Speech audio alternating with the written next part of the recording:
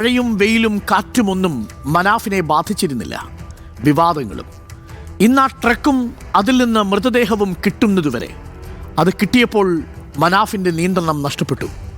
പൊട്ടിക്കരഞ്ഞുപോയി. മനുഷ്യന്മാർ തമ്മിലെ സ്നേഹബന്ധം എന്താകുമെന്ന് ഈ 2 മാസം മനാഫ് നമുക്ക് കാണിച്ചു തന്നു. ഒരു ഡ്രൈവറും ഉടമയും തമ്മിലുള്ള ബന്ധമായിരുന്നില്ല അർജുനും മനാഫും തമ്മിലുണ്ടായിരുന്നത്. അർജുൻ്റെ വീട്ടുകാർക്കൊപ്പം മനാഫിനെ കൂടി ചേർത്തുപിടിക്കാൻ നമുക്കൊന്ന് തോന്നും, ഒന്ന് കെട്ടിപ്പിടിക്കാൻ തോന്നും, മനാഫിനോടൊപ്പം ഒന്ന് പൊട്ടിക്കരയാനും തോന്നും. അങ്ങനെ ഗംഗാവലിപ്പുഴയിലിടാൻ ഉദ്ദേശിച്ചിട്ടില്ല അവന്. ഞാൻ അപ്പോഴേ പറഞ്ഞു, ലോറിക്ക് അധികം പരിക്കുണ്ടാവില്ല, ക്യാബിന് അധികം പരിക്കുണ്ട്, ചിന്നിച്ചിതറൂല. എനിക്ക് ഉറപ്പുണ്ടായിരുന്നു ഓന് ആ ക്യാബിൻ്റെ ഉള്ളിലുണ്ടാവും. ഞാൻ പറഞ്ഞതാ, ശരിയായില്ലേ? ഉറപ്പായിട്ടും ഓനെയും കൊണ്ടിട്ട് നമ്മൾ പോവുള്ളൂ. ആ ഒരു ഉറപ്പാണ് കുടുംബത്തിന് നൽകിയിരുന്നത്. അതെ, അർജുൻ്റെ അമ്മയ്ക്ക് നൽകിയ ഉറപ്പ് പാലിച്ച് ഞാൻ അവിടെ എത്തിക്കൂ. കഴിഞ്ഞ 2 മാസം വലിയ ത്യാഗം സഹിക്കേണ്ടി വന്നു. തീർച്ചയായിട്ടും. കാരണം ഈ തെരച്ചിൽ വീണ്ടും പുനരാരംഭിക്കുന്നതിന് വേണ്ടി മുട്ടാത്ത വാതിലുകളില്ല. ഇല്ല. ഒരു സാധാരണക്കാരനെ കൊണ്ട് എത്ര കഴിയും അതിൻ്റെ പരമാവധി നമ്മൾ ചെയ്തു. ഒരു ഡ്രൈവറെ കണ്ടെത്തുന്നതിന് എന്തിനു നിങ്ങൾ ഇത്രയേറെ മുന്നോട്ട് ഇങ്ങനെ സമ്മർദ്ദം ചെലുത്തണമെന്നുള്ള ചോദ്യങ്ങൾ പോലും പലവട്ടം നേരിടേണ്ടി വന്നു. സോഷ്യൽ മീഡിയയിൽ തെറ്റായ പ്രചാരണങ്ങൾ നടന്നു. പക്ഷെ അതിനൊക്കെ അതിജീവിച്ചുകൊണ്ടാണ് ഇപ്പോൾ ഈ ഘട്ടത്തിലെത്തിയിരിക്കുന്നത്. അതെ, തോൽക്കാനുള്ള മനസ്സില്ല. എന്തായാലും ഓനെയും കൊണ്ട് പോവുള്ളൂ. അത് ഞാൻ പറഞ്ഞതതിനും ആ വാക്ക് അമ്മക്ക് പാലിച്ചു കൊടുത്തു. അർജുൻ നമുക്കൊരു നഷ്ടം തന്നെയാണ്. പക്ഷേ നമ്മൾ കൊടുക്കുന്നൊരു സന്ദേശമുണ്ട്. ഒരാൾ ഉറച്ചൊരു കാര്യത്തിന് ഇറങ്ങിയാൽ അത് സാധിക്കും. അതിൻ്റെ കൂടെ ആരുണ്ടായാലും ഇല്ലെങ്കിലും അത് സാധിക്കും. അത്ര ധൈര്യത്തിൽ നിന്ന, ആത്മവിശ്വാസത്തിൽ നിന്ന സാധിക്കും. ചില മനുഷ്യർ ചിലർക്ക് വേണ്ടി കാത്തിരിക്കുമ്പോൾ തോന്നും ഈ ലോകം എത്ര സുന്ദരമാണെന്ന്. ഒരുപക്ഷെ ഒരുപാട് പേർ സമൂഹ മാധ്യമങ്ങളിലൂടെയും നേരിട്ടുമല്ലാതെയും ഞങ്ങളോടും ചോദിച്ചു, അർജുനു വേണ്ടി ഇനിയും തിരയണോ, ഇനിയും കാത്തിരിക്കണോ? ഈ കാത്തിരിപ്പിന് എന്തർത്ഥം? അർജുൻ്റെ കഥ അവസാനിപ്പിച്ചു പോകുമ്പോൾ നമുക്ക് കിട്ടുന്ന ഒറ്റ പാഠമാണ്, ഒരു മനുഷ്യൻ അല്ലെങ്കിൽ ഒരു സമൂഹം മറ്റുള്ള മനുഷ്യന് വേണ്ടി കാത്തിരിക്കാൻ കഴിയുന്നത് തന്നെ മനുഷ്യത്വത്തിലെ ഏറ്റവും ഉന്നതമായ ഒരു ഉദാഹരണമാണ്. ഒരു മനുഷ്യന് വേണ്ടി കാത്തിരുന്നത് ഒരു വീട് മാത്രമല്ല, ഒരു നാടു കൂടിയാണ്. നമുക്ക് ചിലർക്ക് വേണ്ടി കാത്തിരിക്കാൻ കഴിയുമെന്നും ആ കാത്തിരിപ്പിൻ്റെ പേരാണ് സ്നേഹമെന്നും അർജുൻ നമ്മളെ പഠിപ്പിക്കുന്നു. അർജുൻ നമ്മുടെ കുടുംബത്തിലെ നമുക്ക് നഷ്ടപ്പെട്ട സഹോദരനാവുന്നു. അർജുൻ്റെ അമ്മ സ്വന്തം മകനു വേണ്ടി കാത്തിരിക്കുന്ന നമ്മുടെ വീട്ടിലെ അമ്മയാവുന്നു. അർജുൻ്റെ സഹോദരി നമ്മളുടെ വീട്ടിലെ സഹോദരന് വേണ്ടി കാത്തിരിക്കുന്ന സഹോദരിയാവുന്നു. ജിതിൻ നമ്മുടെ ബന്ധുവാവുന്നു. മനാഫ് നമ്മുടെ പ്രിയപ്പെട്ടവനാവുന്നു. ഈ കാത്തിരിപ്പും ഈ കഥയും നമ്മെ പഠിപ്പിക്കുന്നത് കാത്തിരിപ്പിന് സ്നേഹമെന്ന പേരുകൂടിയുണ്ട്, പരിഗണനയും കരുതൽ എന്ന പേരുകൂടിയുണ്ട് എന്നാണ്. 1ഉം 2ഉമല്ല, 71 ദിവസത്തെ കാത്തിരിപ്പ്. അതിനുശേഷമാണ് ഷിരൂർ മണ്ണിടിച്ചിലിൽ കാണാതായ അർജുനെ നമ്മൾ കണ്ടെത്തിയിരിക്കുന്നത്. ഗംഗാവലിപ്പുഴയുടെ അടിത്തട്ടിൽ എന്നേക്കുമായി നഷ്ടപ്പെട്ടു പോയി എന്ന് കരുതിയ അർജുനെ 15 മീറ്റർ ആഴത്തിൽ, ആ ആഴത്തിൽ കിടന്ന ട്രക്കിൻ്റെ ക്യാബിനുള്ളിൽ നമ്മൾ ഇന്ന് കണ്ടെത്തി. കാർവാറിലെ കിംസ് ആശുപത്രിയിലേക്ക് മാറ്റിയ മൃതദേഹത്തിൻ്റെ ഭാഗങ്ങൾ DNA പരിശോധനയ്ക്ക് ശേഷം ബന്ധുക്കൾക്ക് വിട്ടു നൽകും. ക്യാബിൻ മാത്രം ബാക്കിയായ ട്രക്കും കരയ്ക്കെത്തിച്ചിട്ടുണ്ട്. അല്പസമയത്തിനുള്ളിൽ അത് റോഡ് സമീപത്തേക്ക് എത്തിക്കും. അർജുനെയും കൊണ്ട് മടങ്ങുമെന്ന് അമ്മയ്ക്ക് നൽകി ഉറപ്പ് പാലിച്ചുവെന്നാണ് ലോറിയുടമ മനാഫ് നമ്മളോട് പറഞ്ഞത്. ആ കണ്ണുകൾ നിറഞ്ഞിരുന്നു, ആ മനസ്സ് ഉലഞ്ഞിരുന്നു. ഇരുവരെയും കാറ്റുപോലും പിടിക്കാതെ നിന്ന മനാഫ് ആ കാഴ്ചയിൽ കരഞ്ഞുപോയി. അർജുൻ തിരിച്ചു വരില്ലെന്നറിയാമായിരുന്നു. എങ്കിലും അർജുൻ്റേതായ എന്തെങ്കിലും അവശേഷിപ്പാണ് തേടിയതെന്ന് ബന്ധു ജിതിൻ മാധ്യമങ്ങളോട് പറഞ്ഞു. കൂട്ടായ പ്രവർത്തനം ഫലം കണ്ടെന്നും കാണാതായ ലോകേഷിനും ജഗന്നാഥനുമായുള്ള തെരച്ചിൽ നാളെ ആരംഭിക്കുമെന്നും കാർവാർ MLA സതീഷ് കൃഷ്ണസേലും പറഞ്ഞു.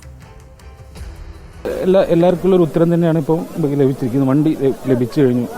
എല്ലാ വിവാദങ്ങൾക്കുള്ളൊരു ഉത്തരം തന്നെയാണ്.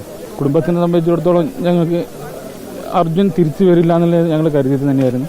പക്ഷേ എന്തെങ്കിലും ഒരു അവശേഷിപ്പ് ഞങ്ങൾ കണ്ടെത്തുക എന്നുള്ളതായിരുന്നു ഞങ്ങളുടെ ഒരു ആഗ്രഹം. എല്ലാവരും ഓഫീസിലാണുള്ളത്, എല്ലാവരും വിളിച്ച് പറഞ്ഞിട്ടുണ്ട്. വീട്ടിൽ സംസാരിച്ചിട്ട് പറഞ്ഞു. വീട്ടിൽ അറിഞ്ഞിട്ടുണ്ടാവും, അവർ TV കാണുന്നുണ്ടാവും. ഞാൻ വിളിച്ചിരുന്നു, എല്ലാവരും ബിസിയാണ്. അപ്പോൾ അതിനർത്ഥം എല്ലാവരും അറിഞ്ഞിട്ടുണ്ടാവും. body we got. We will send for DNA test. And I am thankful to all your support. Our two people has to be. We have to find out from tomorrow. We will continue it.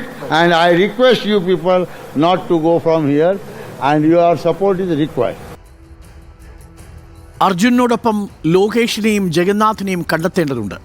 അവർക്ക് നമ്മുടെ ഭാഷ അറിയില്ല, കന്നഡയിലാണ് അവർ സംസാരിച്ചിരുന്നത്. പക്ഷെ അവരും നമ്മുടെ സഹോദരങ്ങളാണ്. എത്രയും പെട്ടെന്ന് ലോകേഷിനെയും ജഗന്നാഥിനെയും ഗംഗാവലിപ്പുഴയുടെ അടിത്തട്ടിൽ നിന്ന് കണ്ടെത്താൻ കഴിയട്ടെ. നമുക്കിപ്പം വിവരങ്ങളുമായി AK അഭിലാഷ് ശിരൂരിൽ നിന്നും കണ്ണാടിക്കലെ വീട്ടിൽ നിന്ന് MM രാകേഷും തത്സമയം ചേരും. ആദ്യം AK അഭിലാഷിലേക്ക്. AK അഭിലാഷ്, 71 ദിവസത്തെ തെരച്ചിൽ അവസാനിക്കുന്നു. ലോറി ഇപ്പോൾ ഏറ്റവും ഒടുവിൽ കരയിൽ ഈ റോഡ് സൈഡിലേക്ക് എത്തിക്കാൻ സാധിച്ചിട്ടുണ്ടോ? നമുക്ക് 2 തവണ എത്തിക്കാൻ ശ്രമിച്ചിട്ടും വടം പൊട്ടിപ്പോയി. ഇപ്പോൾ ഏറ്റവും ഒടുവിൽ നമുക്ക് ശിരൂരിൽ നിന്ന് റിപ്പോർട്ട് ചെയ്യാനുള്ളത് എന്താണ്? ലോറി ഇന്ന് രാത്രിയിൽ തന്നെ ഈ റോഡിലേക്ക് കയറ്റുമോ, അതല്ല നാളെ ഉണ്ടാകുകയുള്ളോ ബാക്കിയുള്ള ശ്രമങ്ങൾ?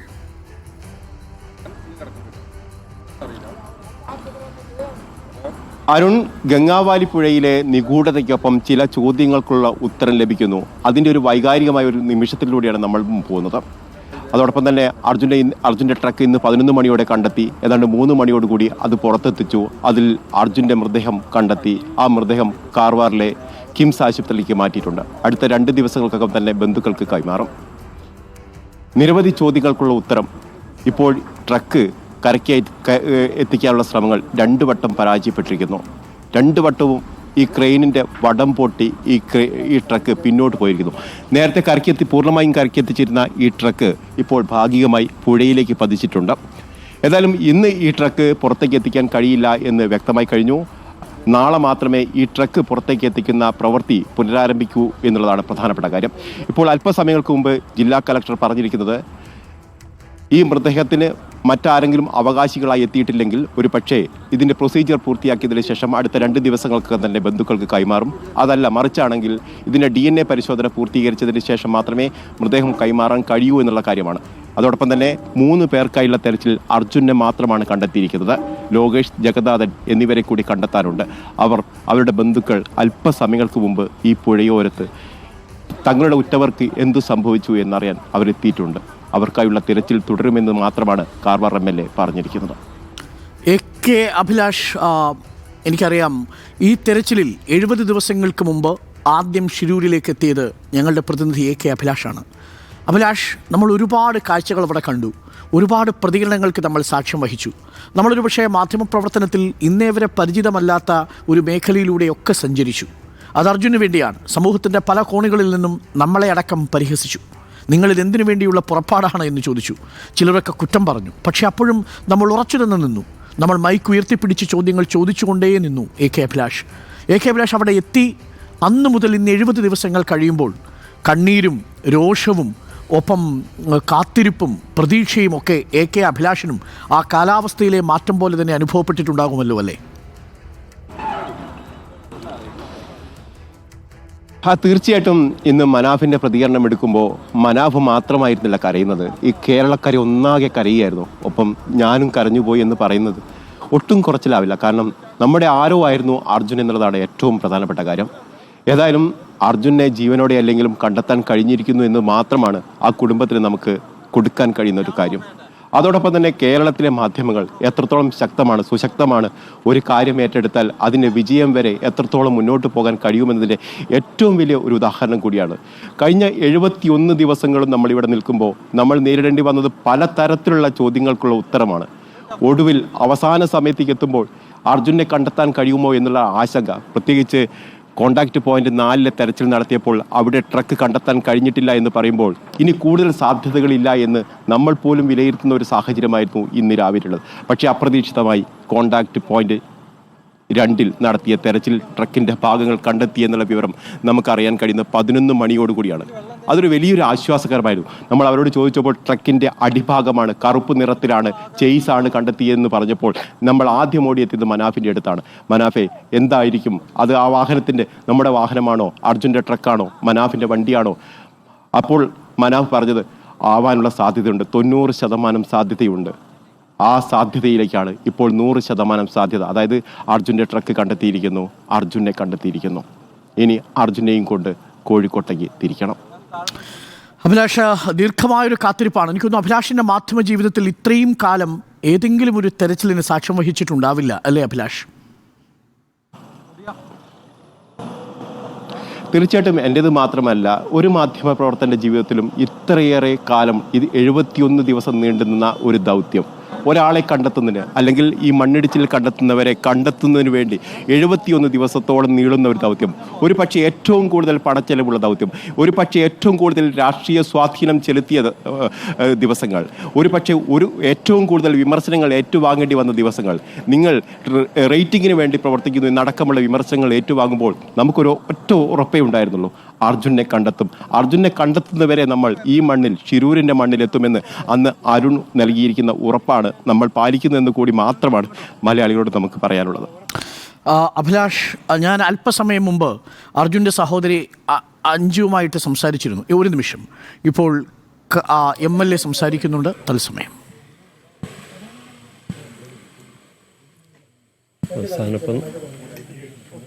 അവസാനപ്പം ലോറിയും ബോഡിയും കിട്ടാനിടയായി. അപ്പം DNA ടെസ്റ്റ് നടത്തണമെന്നുള്ളതായിരുന്നു ഒരു പ്രശ്നം ഉണ്ടായിരുന്നത്. അപ്പോൾ കുടുംബം പറയുന്നത് ടെസ്റ്റ് നടത്തണമെന്നാണ്. നല്ലതാണ് ശരിക്കും. അത് ഒരു ആധികാരികത കൈവരിക്കണമെങ്കിൽ നമുക്കത് വേണമല്ലോ ശരിക്കും. നാളെ ഇനി അത് സംബന്ധിച്ചൊരു വിവാദം ഒഴിവാക്കാൻ വേണ്ടിയിട്ട് എന്തായാലും ഇപ്പോൾ 10-72 ദിവസമായിട്ടുള്ള ഇപ്പം ഇത്രയൊന്നുമില്ല ഇനി കാത്തിരിക്കേണ്ടതുള്ളൂ.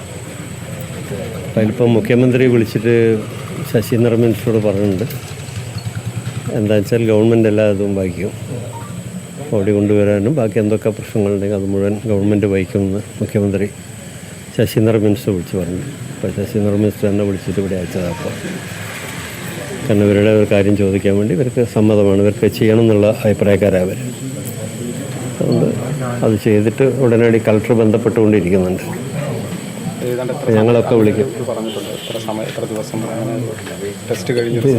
ടെസ്റ്റ് ഇത് പാർട്ട് എടുത്താൽ മതിയല്ലോ, ബാക്കി നോക്കിയിട്ട് പിന്നെ ബോഡി വേണേൽ കൊണ്ടുവരാമല്ലോ. ഒരു ഐഡൻറ്റിഫൈ ചെയ്യേണ്ടത് ഒരു ശരിക്കും ഉത്തരവാദിത്തമാണ്. കാരണം ഒരുപാട് ദിവസമായിട്ടുള്ളൊരിതല്ലേ. നാളെ അനാവശ്യ ഒരു വിവാദം പിന്നീട് ആരെങ്കിലും അതിന് കുത്തിപ്പൊന്തിച്ച് പ്രശ്നങ്ങൾ ഉണ്ടാക്കുന്നതിനെക്കാളും നല്ല നമ്മളത് ചെയ്യുന്നതാണെന്നുള്ളത്. പക്ഷെ അത് വേറെ ആർക്കും പറയാൻ നോക്കില്ല, കുടുംബത്തിന് മാത്രമേ അത് പറയാൻ വേണ്ടിക്കുള്ളൂ എന്ത് ചെയ്യണം എന്നുള്ളത്. അവരും അത് ചെയ്യണം എന്നുള്ളത് തന്നെയാണ്.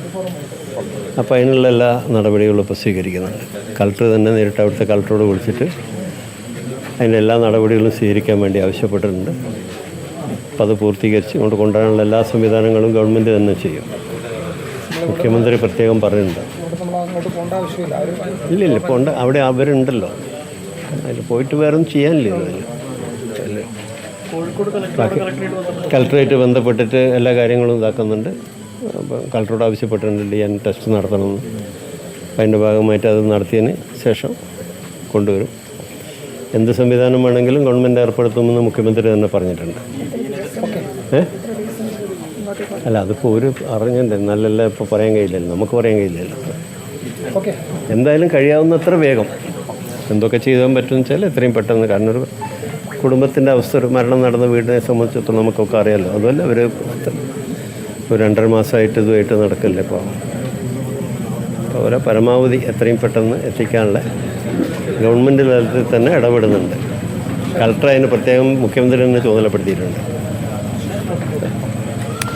കോഴിക്കോട് കളക്ടറെ ചുമതലപ്പെടുത്തിയിട്ടുണ്ട് മുഖ്യമന്ത്രി. എത്രയും പെട്ടെന്ന് DNA പരിശോധനയ്ക്കുള്ള സാമ്പിൾ നൽകിയതിനു ശേഷം മൃതശരീര ഭാഗങ്ങൾ കണ്ണാടിക്കലെ വീട്ടിലേക്ക് എത്തിക്കും. സർക്കാർ സംവിധാനത്തിലായിരിക്കും മൃതശരീരത്തിൻ്റെ ഭാഗങ്ങൾ എത്തിക്കുക. അതിനുവേണ്ടി മന്ത്രി AK ശശീന്ദ്രനെയും AK ശശീന്ദ്രൻ തോട്ടത്തിൽ രവീന്ദ്രനെയും ചുമതലപ്പെടുത്തിയിരിക്കുന്നു. കോഴിക്കോട് കളക്ടർ ഈ മൃതശരീര ഭാഗങ്ങൾ കണ്ണാടിക്കലെ വീട്ടിലേക്ക് കൊണ്ടുവരുന്നത് ഏകോപിപ്പിക്കുകയും ചെയ്യും എന്നാണ് ഇപ്പോൾ തോട്ടത്തിൽ രവീന്ദ്രൻ MLA മാധ്യമങ്ങളോട് പറഞ്ഞിരിക്കുന്നത്. വീട്ടിലുള്ളവരെ കണ്ട് സന്ദർശിച്ചതിന് ശേഷമാണ് അവരോട് അഭിപ്രായം ചോദിച്ചത്. DNA പരിശോധന വേണമെന്ന അഭിപ്രായമാണ് കുടുംബത്തിനുള്ളത്. ഇനി മറ്റേതെങ്കിലും തരത്തിൽ ഒരു നിയമ വ്യവഹാരത്തിലേക്കോ തടസ്സത്തിലേക്കോ ഒക്കെ പിന്നീട് എപ്പോഴെങ്കിലും പോയാൽ അത് കുടുംബത്തിന് കൂടി ബുദ്ധിമുട്ടാവും എന്നതുകൊണ്ട് തീർച്ചയായും DNA പരിശോധന നടത്തണം എന്നാണ് കുടുംബം ആവശ്യപ്പെട്ടത്. അതനുസരിച്ച് DNA പരിശോധന നടത്തിയതിന് ശേഷം അതിൻ്റെ സാമ്പിൾ എടുത്തതിന് ശേഷം മൃതശരീരത്തിൻ്റെ ഭാഗങ്ങൾ കോഴിക്കോട് കണ്ണാടിക്കല്ലെ വീട്ടിലേക്ക് കൊണ്ടുവരും എന്നാണ് ഇപ്പോൾ തോട്ടത്തിൽ രവീന്ദ്രൻ MLA പറഞ്ഞത്. ഞാൻ പറഞ്ഞു വന്നത്, ഈ കുടുംബവുമായി നമ്മൾ നിരന്തരം സംസാരിക്കുന്നതിനിടയിൽ സഹോദരി പറഞ്ഞത് കൂടെ നിന്നതിന് 1000 നന്ദി എന്നാണ്. ഇത് AK അഭിലാഷിനെയും റിപ്പോർട്ടർ എന്ന ചാനലിനെയും നമ്മളവിടെ ഉണ്ടായിരുന്ന ദീപക് മലയമ്മയും സിനിമയും മാത്രം ഉദ്ദേശിച്ചല്ല. അവിടെ ഉണ്ടായിരുന്ന മുഴുവൻ മലയാളി മാധ്യമങ്ങൾക്കും ഈ നന്ദിയും സ്നേഹവും അഞ്ജു അറിയിക്കുന്നുണ്ട്. ഔദ്യോഗികമായ പ്രതികരണം നമുക്കൊരു പക്ഷേ ഈ ബോഡി ആരുടേതാണ് എന്ന് ഉറപ്പിച്ചതിനു ശേഷമായിരിക്കും കുടുംബം നൽകുക. നമുക്കതുവരെ കാത്തിരിക്കാം. നമുക്ക് എം രാകേഷ് കൂടി നമുക്കൊപ്പം ചേരുന്നുണ്ട്. എം രാകേഷ് കണ്ണാടിക്കലെ വീട്ടിലുണ്ട്. എം രാകേഷ്, ഇപ്പോൾ തോട്ടത്തിൽ രവീന്ദ്രൻ MLA പറഞ്ഞതിൽ നിന്ന് ഈ മൃതശരീര ഭാഗങ്ങൾ തിരികെ കൊണ്ടുവരുന്നതിൻ്റെ ഉത്തരവാദിത്വം സർക്കാർ ഏറ്റെടുക്കുകയാണ്. കോഴിക്കോട് കളക്ടർ ഏകോപിപ്പിക്കും എന്നല്ലേ പറഞ്ഞത് എം രാകേഷ്? വീട്ടുകാരിപ്പോൾ പ്രതികരിക്കാൻ തയ്യാറല്ല എന്ന് നമ്മളെ അറിയിച്ചിട്ടുണ്ട്. മാത്രവുമല്ല, ഈ ഘട്ടത്തിലൊരു പ്രതികരണം തേടുന്നത് ശരിയുമല്ല. മാത്രമല്ല, പറയാനുള്ള കാര്യങ്ങൾ തോട്ടത്തിൽ രവീന്ദ്രൻ MLAയിലൂടെ വീട്ടുകാർ പറയുകയും ചെയ്തിട്ടുണ്ട് എന്നാണ് നമ്മൾ മനസ്സിലാക്കുന്നത്. എം രാകേഷ്, വീട്ടുകാരുടെ ആവശ്യപ്രകാരം DNA പരിശോധനയ്ക്കുള്ള സാമ്പിൾ നൽകിയ ശേഷം മൃതശരീര ഭാഗങ്ങൾ കണ്ണാടിക്കലെ വീട്ടിലേക്ക് എത്തിക്കും. അങ്ങനെ തന്നെയല്ലേ? അത്തരത്തിലുള്ള ഒരു പ്രതികരണം തന്നെയാണ് MLA നമ്മളോട് നടത്തിയിട്ടുള്ളത്. കുടുംബത്തിൻ്റെ കൂടെ ഒരു പ്രധാന ആവശ്യമാണ് ഇതിൽ DNA പരിശോധന നടത്തണം എന്നുള്ളതാണ് കാര്യം. ഭാവിയിൽ ഇതുമായി ബന്ധപ്പെട്ട് മറ്റൊരു തരത്തിലുള്ള വിവാദങ്ങളിലേക്കും ഉണ്ടാകരുത് എന്നുള്ളത് കൊണ്ട് തന്നെ ഇവരുടെ കൂടെ ഒരു പ്രധാന ആവശ്യമായിരുന്നു DNA നടത്തുക എന്നുള്ളത്. അതുതന്നെയാണ് MLA പറഞ്ഞിട്ടുള്ളത്. ഒപ്പം തന്നെ മുഖ്യമന്ത്രി അർജുൻ്റെ ബോഡി ഇങ്ങോട്ടേക്ക് എത്തിക്കുന്നതിന് വേണ്ടിയുള്ള എല്ലാ സഹകരണങ്ങളും അല്ലെങ്കിൽ അതിൻ്റെ മുഴുവൻ ഉത്തരവാദിത്തങ്ങളും വാഗ്ദാനം ചെയ്തിട്ടുണ്ട്. നമുക്കറിയാം, കോഴിക്കോട്ടെ നാട്ടുകാരും ഒപ്പം തന്നെ അർജുനെ രക്ഷിക്കണമെന്നാവശ്യപ്പെട്ടുകൊണ്ടുള്ള ആക്ഷൻ കമ്മിറ്റിയുമൊക്കെ തന്നെ സജീവമായി പ്രവർത്തിച്ചിരുന്നു. നമ്മളോടൊപ്പം ഉള്ളത് നൗഷാദ് തെക്കയിലാണ്. ഈ ആക്ഷൻ കമ്മിറ്റിയിൽ സജീവമായിരുന്നു. മനാഫിനോടൊപ്പം തന്നെ നമുക്കറിയാം, മനാഫ് ഒരു ഘട്ടത്തിൽ പല ആളുകളും ഈ ഒരു പ്രവർത്തനവുമായി എങ്ങനെയാണ് മുന്നോട്ട് കൊണ്ടുപോകാനാവുക, അല്ലെങ്കിൽ എങ്ങനെയാണ് അർജുനെ കണ്ടെത്താനാവുക, ഇത്രമാത്രം സാഹസമായൊരു ഉദ്യമം ഏറ്റെടുക്കേണ്ടതുണ്ടോ എന്നുള്ള ഘട്ടത്തിലാണ് ഒരു ആക്ഷൻ കമ്മിറ്റിക്ക് കൂടെ നേതൃത്വം നൽകുന്നത്. ഹൈക്കോടതിയിലേക്ക് നീങ്ങണം, ഒപ്പം തന്നെ മുഖ്യമന്ത്രിയെ നേരിട്ട് കാണണമോ, അല്ലെങ്കിൽ ഇനി ഏത് തരത്തിലുള്ള കാര്യങ്ങളുമായിട്ടായിരിക്കണം തെരച്ചിൽ വീണ്ടും ആരംഭിക്കുന്നതിന് മുന്നോട്ട് പോകണം എന്നുള്ള കാര്യങ്ങളിൽ ഉൾപ്പെടെ തീരുമാനമെടുക്കുന്നതിനാണ് ആക്ഷൻ കമ്മിറ്റി ഉണ്ടാക്കിയിരുന്നത്. നൗഷാദ് തെക്കയിൽ പറയും, ഈ ഒരു ആക്ഷൻ കമ്മിറ്റി സത്യത്തിൽ വ്യർത്ഥമാവുമോ എന്നുള്ളൊരു തോന്നലുണ്ടായിരുന്നു ആദ്യം. നമുക്ക് ഇതിലെ ഒരു വിഷയം എന്താ വെച്ചിട്ടുണ്ടെങ്കിൽ, സ്വന്തം അമ്മയുടെ ഒരു വിലാപം കേരള സമൂഹത്തോടും നമ്മുടെ എല്ലാവരോടും എൻ്റെ മകൻ എന്ത് സംഭവിച്ചു എന്ന് ആ അമ്മയും കുടുംബവും ചോദിക്കുന്നു. പിന്നെ നമ്മളെ മുമ്പിലേക്ക് വരുന്നത് കേവലം എൻ്റെ ഒരു ഡ്രൈവറല്ല, എൻ്റെ ഒരു സഹോദരനാണ് നഷ്ടപ്പെട്ടത്, എനിക്കവനെ കാണണം, എനിക്കവനെ കിട്ടണം എന്ന് പറഞ്ഞുകൊണ്ട് മനാഫും ശക്തമായി രംഗത്ത് വരുന്നു. അപ്പം നമ്മളതിൻ്റെ കൂടെ നിന്നുകൊണ്ട് നിയമപ്രകാരമുള്ള എല്ലാ സാധ്യതകളും മുമ്പിൽ കണ്ടുകൊണ്ട് ശക്തമായി പ്രവർത്തിച്ചു. മനാഫ് സംസാരിച്ചു ഇതിന് ശേഷം? ഇപ്പോൾ മനാഫ് സംസാരിച്ചു, നമ്മുടെ സഹപ്രവർത്തകർ അവിടെ ഉണ്ട്, അവർ സംസാരിച്ചു, ജിതിൻ സംസാരിച്ചു, ഇപ്പോൾ വീട്ടിലുള്ള കുടുംബാംഗങ്ങളുമായിട്ട് ഞങ്ങൾ സംസാരിച്ചു. ഇപ്പോൾ നിലവിൽ താങ്കൾ റിപ്പോർട്ട് ചെയ്തതുപോലെയുള്ള അവസ്ഥയാണ് ഇപ്പോൾ ഉള്ളത്. നിയമപ്രകാരമുള്ള സംവിധാനങ്ങൾ പിന്നീട് ഒരു ഭവിഷ്യത്ത് നമുക്കിതുമായിട്ട് ബന്ധപ്പെട്ടൊരു വിവാദങ്ങൾ വരാൻ പാടില്ല. അതുകൊണ്ട് ഇത്രയും ദിവസം നമ്മളെല്ലാവരും കാത്തിരുന്നു. വേദനകൾക്കിടയിൽ ഒരു ആശ്വാസം നമുക്കിപ്പോൾ ലഭിച്ചു. എങ്കിലും നിയമപ്രകാരമുള്ള DNA ടെസ്റ്റ് അടക്കമുള്ള കാര്യങ്ങൾ നടത്തിയതിന് ശേഷം, ഉറപ്പിച്ചതിന് ശേഷം ഇവിടെ എത്തിക്കാമെന്നാണ് തീരുമാനിച്ചത്. ഇതാണെന്ന് തിരിച്ചറിഞ്ഞതിന് ശേഷമുള്ള മനാഫിൻ്റെ പ്രതികരണം എന്തായിരുന്നു? മനാഫ് വളരെ വൈകാരികമായിട്ട്, മനാഫിന് വളരെ ചങ്കുപൊട്ടുന്ന ഒരു സംവിധാനത്തിലാണ് ഇപ്പോൾ സംസാരിക്കുന്നത്. കൂടെയുള്ള ആളുകളൊക്കെ വളരെ ആശ്വസിപ്പിക്കുന്നുണ്ട്. അതാണ് ശരി. എം രാകേഷ്, ഇപ്പോൾ വീട്ടിലാണ് എം രാകേഷ് ഉള്ളത്. നമ്മൾ കുടുംബാംഗങ്ങളുടെ പ്രതികരണം ഇപ്പോൾ തേടേണ്ടതില്ല എന്നാണ് രാകേഷിനെ അറിയിച്ചിരിക്കുന്നത്. അവർ പൊതുവായ പ്രതികരണം നൽകുമ്പോൾ മാത്രം നമ്മൾ അവരുടെ പ്രതികരണം തേടുന്നതായിരിക്കും. പ്രിയപ്പെട്ടവരെ, ഒന്നും രണ്ടുമല്ല, 71 ദിവസങ്ങളാണ് നമ്മൾ കാത്തിരുന്നത്. ജൂലൈ 16-ാം തീയതിയായിരുന്നു ഷിരൂരിലെ മണ്ണിടിച്ചിൽ. അർജുൻ ആ ദുരന്തത്തിൽ ഉൾപ്പെട്ടിട്ടുണ്ടെന്ന് 18-ാം തീയതി തന്നെ ഞങ്ങളുടെ പ്രതിനിധി സാനിയോ മനോമി റിപ്പോർട്ട് ചെയ്തു. 19-ന് AK അഭിലാഷ് ഞങ്ങളുടെ പ്രതിനിധി ഷിരൂരിലെത്തി. പിന്നീട് പരസ്യമെല്ലാം മാറ്റിവെച്ച് ഷിരൂർ ദൗത്യത്തിനോടൊപ്പം റിപ്പോർട്ടർ ചേർന്നു. ഒരു പരസ്യവും ഇടവേളയുമില്ലാതെ തുടർച്ചയായി പല പ്രഗത്ഭരെയും സാങ്കേതിക വിദഗ്ധരെയും പലയിടങ്ങളിൽ നിന്നായി ചേർത്ത് നമ്മൾ തുടർച്ചയായി റിപ്പോർട്ടുകൾ കൊടുത്തുകൊണ്ടേയിരുന്നു. സാക്ഷികളുടെ വാക്കുകൾ നിർണായകമായി.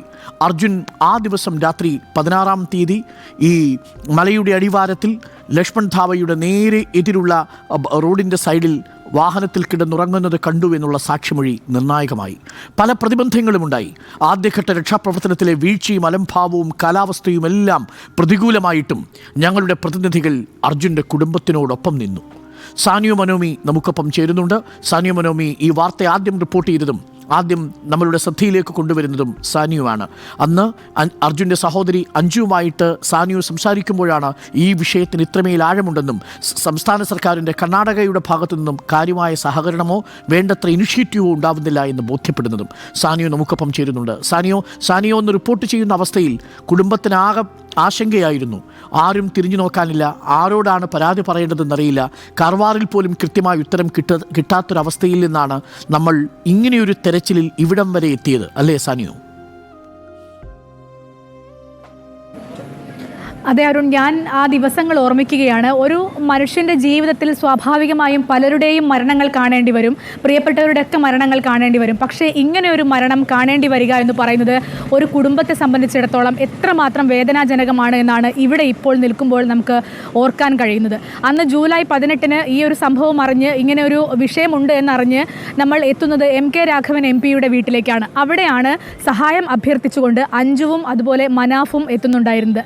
അഞ്ജുവിനെ മനാഫിനെയും കണ്ടപ്പോൾ അന്ന് മനാഫ് പറഞ്ഞ ആ കാര്യം തന്നെയാണ് മനാഫ് ഇന്നും പറയുന്നത് എന്നുള്ളതാണ് ഏറ്റവും സങ്കടകരമായ ഒരു കാര്യം. അതായത് മനാഫ് അന്ന് പറഞ്ഞത് ലോറിയുടെ ക്യാബിനിൽ എൻ്റെ അർജുനുണ്ട് എന്ന് തന്നെയായിരുന്നു. ആ ഒരു പറച്ചിലിൽ നിന്ന് ഒരു നിമിഷം പോലും മനാഫ് ഇന്ന് വരെയും മാറിയിട്ടില്ല എന്നുള്ളതാണ്. അന്ന് അഞ്ജു ചേച്ചിയെ കാണുമ്പോൾ അന്ന് മുതൽ അഞ്ജു ചേച്ചി നമ്മുടെ സ്വന്തം ചേച്ചിയാവുന്നു. അന്ന് അർജുൻ്റെ ഭാര്യ കൃഷ്ണപ്രിയ അവിടെ ഉണ്ടായിരുന്നു. കൃഷ്ണപ്രിയ സ്വന്തം അനുജത്തിയാകുന്നു. പിന്നീട് ആ വീട്ടിലേക്ക് പോകുമ്പോൾ അമ്മയും അച്ഛനും ഒക്കെ സ്വന്തം കുടുംബാംഗങ്ങളായി മാറുന്ന ഒരു കാഴ്ചയാണ് പിന്നീട് അങ്ങോളം ഉണ്ടായിരുന്നത്. ജീവിതത്തിൽ ഒരിക്കലും മറക്കാൻ കഴിയാത്ത തരത്തിലേക്ക് ഒരു കുടുംബം നമ്മുടെ ഭാഗമാകുന്നു, അല്ലെങ്കിൽ ആ വേദനയിൽ പങ്കുചേരുന്നു, അവരുടെ വേദനയിൽ നമുക്ക് എന്തെങ്കിലുമൊക്കെ ചെയ്തു കൊടുക്കാൻ കഴിയുന്നു എന്നുള്ളത് അങ്ങേയറ്റം ചാരിതാർത്ഥത്തോടെ ഓർമ്മിക്കുമ്പോഴും വലിയ സങ്കടം ഉള്ളിൽ വെച്ചുകൊണ്ട് അവരുടെയൊക്കെ ഉള്ളിലേക്ക് ചേർന്ന് നിന്നുകൊണ്ട് അവർക്കൊക്കെ ഇപ്പോഴും നമ്മൾ എല്ലാവരും, അരുൺ സാർ അടക്കമുള്ള ദീപക് മലയമ്മയും അഭിലാഷും നമ്മുടെ എല്ലാവരും അവരുടെ കുടുംബാംഗങ്ങളെ പോലെയാണ്. കാരണം ഇപ്പോൾ ഈ നിമിഷം ഞാൻ ഈ ലൈവിൽ നിൽക്കുമ്പോൾ അഞ്ജു ചേച്ചിയുടെ ഒരു മെസ്സേജ് വന്നു. അവർ പറയുകയാണ്, ഞാൻ നേരത്തെ വിളിച്ചത് കണ്ടിരുന്നു, പക്ഷേ കോൾ എടുക്കാൻ പറ്റിയില്ല എന്നുള്ളത്. അപ്പോഴും അവർ പറയുന്നത് നിങ്ങൾക്കെല്ലാവർക്കും നന്ദി, ഞങ്ങളെ ഇങ്ങനെ ചേർത്ത് പിടിച്ചതിന് എന്നാണ്. അതുപോലെ നമ്മൾ തിരിച്ചും സ്നേഹിക്കുകയും അവരിങ്ങോട്ട് സ്നേഹിക്കുകയും ഒക്കെ ചെയ്യുന്ന ആ ഒരു നിമിഷം അത് വല്ലാത്തൊരു വേദന ഉണ്ടാക്കുന്ന നിമിഷം തന്നെയാണെന്നാണ് പറയാനുള്ളത്. അന്ന് MK രാഘവൻ MP-യുടെ വീട്ടിലെത്തി 8 മണിക്ക് നമ്മൾ വീട്ടിലെത്തുന്നു, അവിടെ നിന്ന് സംസാരിക്കുന്നു. അന്ന് വേറെ എന്തൊക്കെയോ വാർത്തകളുള്ള ദിവസമാണ് നമുക്ക്.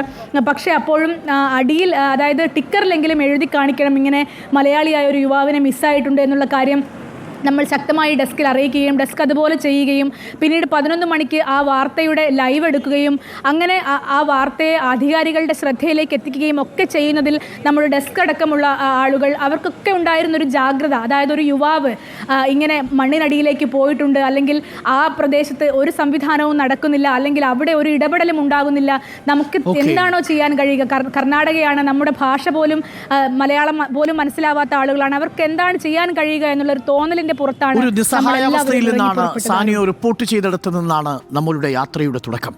72 ദിവസമെടുത്തിട്ടും അർജുനായി നിലകൊണ്ട കർണാടക സർക്കാരിനെ നമ്മൾ അഭിനന്ദിക്കുന്നു. അതേസമയം ജില്ലാ ഭരണകൂടത്തിൻ്റെ ഭാഗത്തു നിന്നും ആദ്യഘട്ടത്തിലുണ്ടായ മരവിപ്പും ഒപ്പം നിഷ്ക്രിയത്വവും നമ്മൾ പലതവണ പലകുറി മാധ്യമങ്ങളിലൂടെ പുറത്തെത്തിച്ചതാണ്.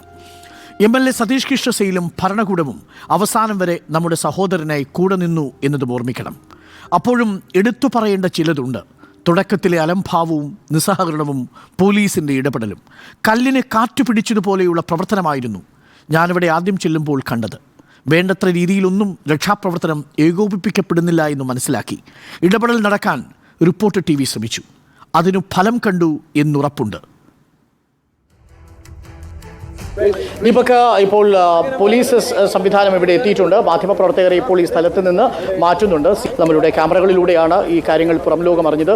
സുജയ, നോക്കൂ, തെളിഞ്ഞു നിന്ന മാനം വളരെ പെട്ടെന്ന് മാറുന്നതാണ് കാണുന്നത്. കനത്ത കാറ്റാണ് പ്രേക്ഷകർക്ക് കാണാൻ സാധിക്കുന്നുണ്ട്. വലിയ ശക്തമായ കാറ്റാണ്. എനിക്ക് തോന്നുന്നു നമ്മുടെ ക്യാമറമാൻ കൂടി ഈ ലെഫ്റ്റ് സൈഡിലേക്ക് മാറി നിൽക്കാൻ കാരണം റൈറ്റ് സൈഡിൽ എപ്പോൾ വേണമെങ്കിലും ഒരു ലാൻഡ് സ്ലൈഡിനുള്ള സാധ്യതയുള്ള സ്ഥലം കൂടിയാണ്. ഇതാണ് ഈ റോഡ് രണ്ടായിട്ട് തിരിയുന്നു എന്ന് നേരത്തെ നമ്മൾ പറഞ്ഞ സ്ഥലം. ഇത് യഥാർത്ഥത്തിലുള്ള ഗൂഗിൾ മാപ്പിലുള്ള സ്ഥലവും ഇതും തമ്മിൽ ഇപ്പോൾ വലിയ വ്യത്യാസമുണ്ട്. ഇത് മണ്ണെടുത്ത് ഇങ്ങോട്ട് മാറ്റിയിട്ടിരിക്കുന്ന പ്രദേശമാണ്. ഈ ലെഫ്റ്റ് സൈഡിൽ കാണുന്ന ഈ ഭാഗത്താണ് ഈ വലിയ മലയുണ്ടായിരുന്നു. നോക്കൂ, അതിൻ്റെ വലിപ്പം നമുക്ക് ഇവിടെ നിന്ന് നിശ്ചയിക്കുക സാധ്യമല്ല. ഇവിടെ പാർക്ക് ചെയ്തിരിക്കുന്ന വാഹനം ആ വലിയ ലാൻഡ് സ്ലൈഡിൽ മണ്ണ് കുത്തിയൊലിച്ചു വരുമ്പോൾ സ്വാഭാവികമായും ആ വാഹനം തെറിച്ച് ഇതിലേക്ക് വരികയും. SP-യുടെ ഒരു കോൾ വരുന്നുണ്ട്, ഞാൻ SP-യുമായി സംസാരിക്കുന്നു. Hello, hi, Harun here. We are on live, sir. Can I connect it on live? No. Just wait.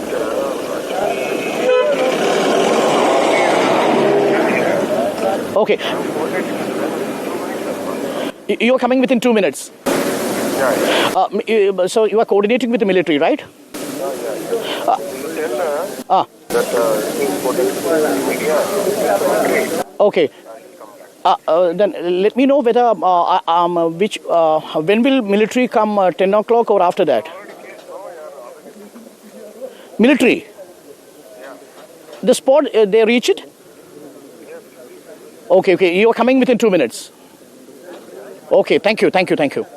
Okay, ഇപ്പോൾ എസ് പി ആണ് നമ്മളിവിടെ സംസാരിച്ചത്. നാരായണ പറയുന്നത് 2 മിനിറ്റിനുള്ളിൽ എസ് പി ഇവിടേക്ക് എത്തി മാധ്യമങ്ങളെ ബ്രീഫ് ചെയ്യും എന്നാണ്. മിലിറ്ററിയുടെ സേവനം അഭ്യർത്ഥിച്ചിരുന്നു, അത് ഏകോപിപ്പിച്ചുകൊണ്ടിരിക്കുകയാണ്. അദ്ദേഹം വൈകിയതല്ല, നമ്മുടെ ലൈവ് അദ്ദേഹം കണ്ടു. അദ്ദേഹം ഇപ്പോൾ നേരിട്ട് വിളിക്കുകയാണ് ചെയ്തത്. ഇതെല്ലാം നമ്മൾ അവിടെ കാണുന്നത് ആദ്യഘട്ടത്തിലെ അലംഭാവം, ഏകോപനമില്ലാത്തൊരു സാഹചര്യം, അതേസമയം വീട്ടുകാരുടെ ആവശ്യം, തുടർച്ചയായി നമുക്ക് അവിടെ നിന്ന് റിപ്പോർട്ട് ചെയ്യേണ്ടി വരുന്ന സാഹചര്യം, നമ്മൾ തന്നെ നേരിട്ട് അധികാരികളെ വിളിക്കേണ്ടി വരുന്ന സാഹചര്യമൊക്കെ ഉണ്ടാവുന്നു. അതിനുശേഷം MLA സതീഷ് ശൈലും സംഘവും നേരിട്ട് രംഗത്തിറങ്ങുന്നതോടുകൂടിയാണ് ഈ ജില്ലാ ഭരണകൂടത്തിൽ നിന്നും കാര്യങ്ങൾ ഏകോപിപ്പിക്കപ്പെടുന്ന ഒരവസ്ഥയുണ്ടാവുന്നത്. പിന്നീട് അതിവേഗം കാര്യങ്ങൾ നടക്കുന്നു. പക്ഷേ അപ്പോഴും പോലീസിൻ്റെ ഭാഗത്തു നിന്നും ഉണ്ടാവുന്ന ഇടപെടലുകൾ മാധ്യമങ്ങളെ വെട്ടിലാക്കുന്ന സാഹചര്യവും ഉണ്ടായി. പല സാഹചര്യങ്ങളിലും അവിടെ നിന്ന് നമ്മളെ മാറ്റി. അതിനുശേഷം വീണ്ടും കടുത്ത പ്രതിഷേധത്തിനൊടുവിൽ നമ്മൾക്ക് വീണ്ടും ആ സ്ഥലത്തേക്ക് പോകാൻ അവർ അനുവദിക്കുകയും ചെയ്തു. തുടർച്ചയായ മാധ്യമ ഇടപെടലുകളിലൂടെയും ജില്ലാ ഭരണകൂടത്തിൻ്റെ ജാഗ്രത നമ്മൾ ആ പ്രദേശത്തേക്ക് ഉറപ്പിച്ചു തന്നെ നിർത്തി. 71 ദിവസം അക്ഷരാർത്ഥത്തിൽ കേരളത്തിലെ എല്ലാ മാധ്യമങ്ങളും ഈ ഷിരൂരിൽ തമ്പടിച്ചു നിന്ന് ഈ രക്ഷാപ്രവർത്തനം ഏകോപിപ്പിക്കുന്നതിന് സാക്ഷിയാവുകയായിരുന്നു. കാറ്റും കോളും നിറഞ്ഞ രക്ഷാപ്രവർത്തനമായിരുന്നു ഷിരൂരിലേത്. പലപ്പോഴും മഴ ശക്തിയോടെ പെയ്തു. കാലാവസ്ഥ അതിവേഗം മാറുന്നൊരു പ്രദേശമാണ് ഷിരൂർ. വലിപ്പുഴ കുത്തിയൊഴുകി, അടിയൊഴുക്ക് കനത്തു. ദൗത്യത്തെ അത് സാരമായി ബാധിച്ചു. അപ്പോഴും നമ്മൾ അർജുനായി കാത്തിരുന്നു.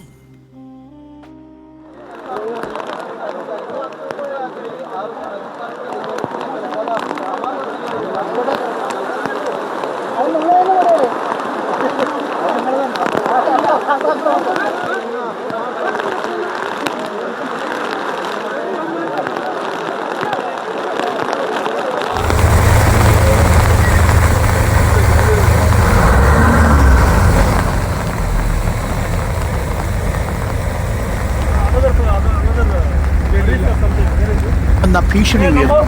ആ ഘട്ടങ്ങളിലെല്ലാം രക്ഷാപ്രവർത്തനം നിലച്ചു പോകുമോ എന്ന ആശങ്ക നമുക്കുണ്ടായി. ജില്ലാ ഭരണകൂടവുമായി നിരന്തരം നമ്മൾ ബന്ധപ്പെട്ടുകൊണ്ടിരുന്നു. പക്ഷേ അപ്പോഴും പ്രസക്തമായൊരു ചോദ്യം ബാക്കി നിൽക്കുന്നു. എന്തിനായിരുന്നു ആദ്യഘട്ടങ്ങളിൽ മാധ്യമങ്ങളെ മാറ്റി നിർത്തിയത്? ഉത്തരം കിട്ടാത്ത ചോദ്യമാണ്. മലയാള മാധ്യമങ്ങൾ ഇല്ലാതിരുന്നുവെങ്കിൽ ഒരുപക്ഷെ ഈ ദൗത്യം ഇത്രയും നീളുമായിരുന്നു എന്ന സംശയമുണ്ട്. മാധ്യമങ്ങളെ മാറ്റി നിർത്തുന്ന സമീപനമായിരുന്നു കർണാടക സർക്കാർ തുടക്കത്തിലെ സ്വീകരിച്ചിരുന്നത്. ഇപ്പോൾ സിദ്ധരാമയ്യ സംസാരിക്കുന്നുണ്ട്. കേരളത്തിലാണ് Siddaramaiah. Arjun and the truck was missed in the flood and it was in the river nearby the road. There was a river, so it was missed. See, Mr. Vedugopal and the MP Mr. They are requested me to continue the operation. So in the last we have succeeded in tracing the truck and also the dead body of the Arjun. We are really നമ്മൾ നന്ദി പറയാണ് കർണാടക മുഖ്യമന്ത്രിയോട്.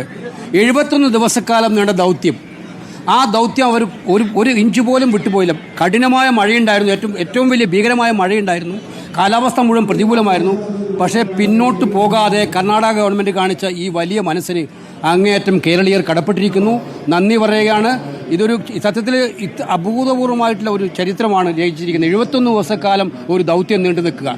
ആ ദൗത്യത്തിൽ Karnataka government നമ്മളോട് സഹായിച്ചതിന് പ്രത്യേകമായിട്ട് നന്ദി പറയാൻ ആഗ്രഹിക്കുന്നു. ആ വിമർശനമുണ്ടായവർ പറയട്ടെ. ഞങ്ങൾ കൗണ്ടർ വിമർശനം നടത്താൻ ആഗ്രഹിക്കുന്നില്ല. കൗണ്ടർ വിമർശനം നടത്താനുള്ള വിഷയം ഇവിടെ തന്നെ ഉണ്ടല്ലോ, നിങ്ങൾക്ക് എല്ലാവർക്കും അറിയാമല്ലോ. പക്ഷേ ഇത് 71 ദിവസക്കാലം വിടാതെ, എത്ര വിമർശനം കൊണ്ടാലും വിടാതെ അതിന് വിജയം വരെ നിന്നു എന്നുള്ളതാണ് ആശ്വാസകരമായ ഒരു ദിവസമാണ്. ആ കുടുംബത്തിനും ഇന്ന് ആശ്വാസമുണ്ട്. അവരുടെ സഹോദരി പറഞ്ഞു, എല്ലാവർക്കും ആശ്വാസമുണ്ട്. ഗവൺമെന്റിന് പ്രത്യേകമായി നന്ദി. 72 ദിവസത്തെ ഈ റെസ്ക്യൂ ഓപ്പറേഷൻ എല്ലാ എക്സ്പെൻസും കർണാടക ഗവൺമെന്റ് വെച്ചത്. അപ്പോൾ പ്രത്യേകമായി മുഖ്യമന്ത്രിയെ അഭിനന്ദിക്കുന്നു. സിദ്ധരാമയ്യാണ് ഇപ്പോൾ മലപ്പുറത്ത് മാധ്യമങ്ങളെ കണ്ടത്. ഈ തിരച്ചിലിൻ്റെ മുഴുവൻ ചിലവും വഹിച്ചത് കർണാടക സർക്കാരാണ് എന്നതിൽ അർജുൻ്റെ കുടുംബത്തിന് വേണ്ടി നമ്മൾ കർണാടക സർക്കാരിനോട് നന്ദി പറയുക കൂടി ചെയ്യുന്നു. ഷിരൂരിൽ നിന്ന് 12 കിലോമീറ്റർ അകലെ ട്രക്കിലെ മരത്തടികൾ കണ്ടെത്തിയത് തെരച്ചിലിൽ ഏറെ നിർണായകമായിരുന്നു. ഒരു വീടിന് മുന്നിൽ കൂട്ടിയിട്ട മരത്തടികൾ അർജുൻ ഓടിച്ചിരുന്ന വാഹനത്തിലുണ്ടായിരുന്നതാണെന്ന് മനാഫ് സ്ഥിരീകരിച്ചു. റിപ്പോർട്ടർ TV പുറത്തുവിട്ടത് നിർണായകമായ വഴിത്തിരിവായി.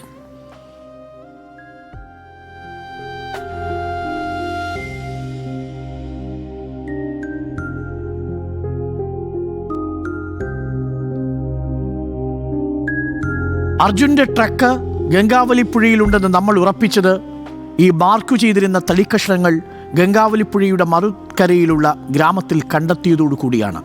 ഈ ദൗത്യത്തിലെ നിർണായകമായ മറ്റൊരു വഴിത്തിരിവ് സൈന്യത്തിൽ നിന്നായിരുന്നു. കരയിൽ ലോറി ഇല്ല എന്ന കാര്യം സൈന്യമാണ് സ്ഥിരീകരിച്ചത്. റഡാറിൽ സിഗ്നൽ ലഭിച്ച 3 പരിശോധന നടത്തിയെങ്കിലും ലോറി കണ്ടെത്താനായില്ല. തുടർന്നായിരുന്നു പരിശോധന ഗംഗാവലിപ്പുഴയിലേക്ക് മാറ്റിയത്. അർജുനെ കണ്ടെത്താനാകാതെ വന്നതോടെ വൈകാരികമായ അന്തരീക്ഷമായിരുന്നു കുടുംബത്തിൻ്റേത്. ഒരു മനുഷ്യന് ഇത്ര വിലയേ ഉള്ളൂ എന്നും അർജുൻ്റെ അമ്മ ചോദിക്കുന്നത് കേട്ട് കേരളം തല കുമ്പിട്ടു തന്നെയിരുന്നു. എനിക്ക് സഹിക്കാൻ പറ്റൂല. പിന്നെ അതിൻ്റെ ഉള്ളിലുള്ള എൻ്റെ മോനാണ്. ഞങ്ങളെ കമ്മ്യൂണിക്കേഷൻ എങ്ങനെയാണെന്ന് നിങ്ങൾക്ക് ആർക്കും മനസ്സിലാവില്ല. അമ്മയും ഭാര്യയും ഓനും ഫ്രണ്ട്സാണ്. ഇങ്ങനത്തെ ഒരു കുടുംബങ്ങൾ വേറെ എവിടെയും കണ്ടിട്ടുണ്ടാവില്ല. മനസ്സുകൊണ്ട് സംസാരിക്കുന്നവരാണ് ഞങ്ങൾ. ഒരാളെ മനസ്സിലെ ചിന്തകൾ ഞങ്ങൾ 3 ആളിലും ഒരുപോലെ പോകും. 3 മണിക്ക് തലേന്ന് രാത്രി എന്തെങ്കിലും കാരണത്താൽ ഓൻ വിളിക്കാൻ പറ്റിയില്ല. രാവിലെ 3 മണിക്ക് ഞാൻ എണീക്കുന്ന സമയത്ത് മോൻ്റെ മെസ്സേജ് എൻ്റെ ഫോണിലുണ്ടാവും. എൻ്റെ ഫോണെടുത്ത് നോക്കി അങ്ങ് കാണാം. ഈ വൈകാരികമായ സമ്മർദ്ദം എൻ്റെ മോനെ അവിടുന്ന് ഓരോ ആക്സിഡൻറ്റിൽ എന്തെങ്കിലും സംഭവിച്ചു പറഞ്ഞാൽ ഞാനത് ഉൾക്കൊള്ളൂ. ഈ ആരോഗ്യവും ബുദ്ധിയും പിന്നെ ഞങ്ങൾ എങ്ങനെ വിഷമിക്കുമോയെന്ന് ചിന്തിക്കുന്ന നല്ല ഓർമ്മയുള്ള സമയം മുഴുവനും ചിന്തിച്ചിട്ടുണ്ടാവും വീട്ടുകാരെത്രത്തോളം വിഷമിക്കുന്നതെന്ന്. പിന്നെ അവൻ്റെ മാനസിക നില തകരുന്നതും ആരോഗ്യം വഷളാകുന്നതും ഒക്കെ ഞാൻ എൻ്റെ മനസ്സിൽ ഇത്രയും ദിവസങ്ങളിൽ കണ്ട് എനിക്ക് സഹനം എന്നുള്ളതിൻ്റെ അങ്ങേ തലക്കെത്തിക്കുന്നു. എൻ്റെ മോനെ ഇനി ജീവനോടെ കിട്ടുന്ന ദിവസമായിരുന്നില്ല, 71 ദിവസങ്ങളാണ്. 71ാമത്തെ ദിവസമാണ് ആ അമ്മയുടെ ചോദ്യത്തിനുത്തരം ഗംഗാവലിപ്പുഴ കൊടുത്തത്. അർജുൻ കല്യാട് നമുക്കൊപ്പം ഉണ്ടായിരുന്നു. ഈ രക്ഷാപ്രവർത്തനത്തിൻ്റെ പല ഘട്ടങ്ങളിലും നമ്മുടെ പല റിപ്പോർട്ടർമാരും അവിടെ ഉണ്ടായിരുന്നു. മുബഷീർ ഉണ്ടായിരുന്നു, ദീപക് മലയമ്മയുണ്ടായിരുന്നു. അർജുൻ കല്യാട് നമുക്കൊപ്പം ചേരുന്നു. അർജുൻ കല്യാട്, ഒടുവിൽ ആ ചോദ്യത്തിന് ഉത്തരം കിട്ടി. പക്ഷേ പല ഉത്തരങ്ങളും നമുക്ക് ആശ്വാസം നൽകുന്നതല്ല. എങ്കിലും ആ കുടുംബത്തിന് ആ വലിയ ചോദ്യം വേണം, ആ ഉത്തരം വേണമായിരുന്നു. ആ ഉത്തരമാണ് 71 ദിവസങ്ങൾക്ക് ശേഷം ഇപ്പോൾ കിട്ടുന്നത്. അർജുൻ കല്യാട് അവിടെ വരുന്ന നിമിഷം വലിയ തിരച്ചിലുണ്ടാവുന്നു, വലിയ രീതിയിലുള്ള പോലീസിൻ്റെ ഇടപെടലുണ്ടാവുന്നു. ഇതെല്ലാം അർജുൻ കല്യാടും സാക്ഷ്യം വഹിച്ചതാണ്. ഈ ഉത്തരം കിട്ടുമ്പോൾ അർജുൻ കല്യാട് എന്തു തോന്നുന്നു? അരുണെ, അല്പസമയം മുമ്പ് നമ്മൾ പ്ലേ ചെയ്തിട്ടുള്ള അമ്മയുടെ വാക്കുകൾ എത്രമാത്രം നമ്മളെല്ലാം ഇപ്പോൾ പോലും അത് കേൾക്കുമ്പോൾ നമ്മുടെയൊക്കെ മനസ്സങ്ങനെ തന്നെ ഇല്ലാണ്ടായി പോവാണ്. ആദ്യം ഈ ശിശൂരിൽ ദൗത്യത്തിൻ്റെ ഭാഗമായി അവിടെ പോകുന്ന ഘട്ടത്തിൽ ഈ ദൃശ്യങ്ങൾ നമുക്കതിനു മുമ്പ് TV-യിലും മൊബൈലിലും ഒക്കെ കണ്ടിട്ടുള്ള പരിചയം മാത്രമേ ഉണ്ടായിരുന്നുള്ളൂ. അവിടെ കണ്ടപ്പോൾ അത് എത്രമാത്രം ഭീകരമായിരുന്നു എന്ന് മനസ്സിലായി. പിന്നീട് അങ്ങോട്ട് അർജുനെ ആദ്യഘട്ടങ്ങളിലെല്ലാം തന്നെ അർജുനെ ജീവനോടുകൂടി തന്നെ കിട്ടുമെന്നുള്ള പ്രതീക്ഷ തന്നെയായിരുന്നു ഉണ്ടായിരുന്നത്. കാരണം ആ ഒരു രീതിയിലുള്ള രക്ഷാപ്രവർത്തനമായിരുന്നു അവിടെ നടന്നിട്ടുണ്ടായിരുന്നത്. പക്ഷെ പിന്നീട് ആ പ്രതീക്ഷകളെല്ലാം ഓരോ ഘട്ടങ്ങളിലേക്ക് നീണ്ടുപോയി. അതിനിടയിലാണ് വയനാടുള്ള ദുരന്തമുണ്ടാകുന്നത്. പിന്നീട് 2ാം ഘട്ടത്തിൽ വയനാട് ദുരന്തത്തിന് ശേഷം വീണ്ടും അവിടെ തിരച്ചിലുണ്ടാകുന്നു. ആ ദൗത്യത്തിൻ്റെ ഭാഗമായും അവിടെ പോകുന്നു.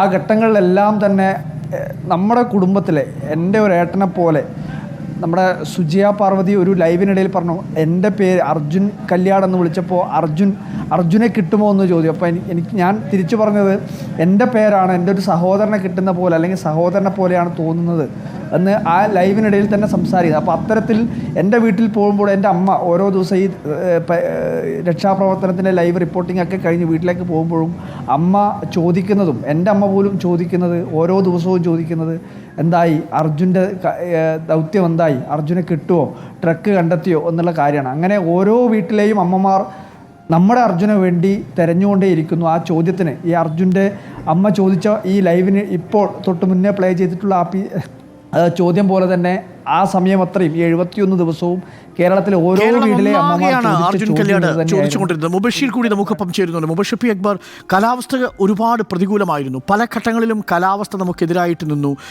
പോലീസിൻ്റെ സംവിധാനം മാധ്യമങ്ങളെ അകറ്റുന്നത് കണ്ടു. ജില്ലാ ഭരണകൂടവും MLAയും ഒരു ഭാഗത്ത് സംവിധാനങ്ങൾ മുന്നോട്ട് കൊണ്ടുവരുമ്പോൾ പോലീസിംഗ് സംവിധാനം അവിടെ ആകെ പാളുന്ന കാഴ്ചകളൊക്കെ നമ്മൾ കണ്ടു. അതൊക്കെ നമ്മൾ തുടർച്ചയായിട്ട് റിപ്പോർട്ട് ചെയ്തു.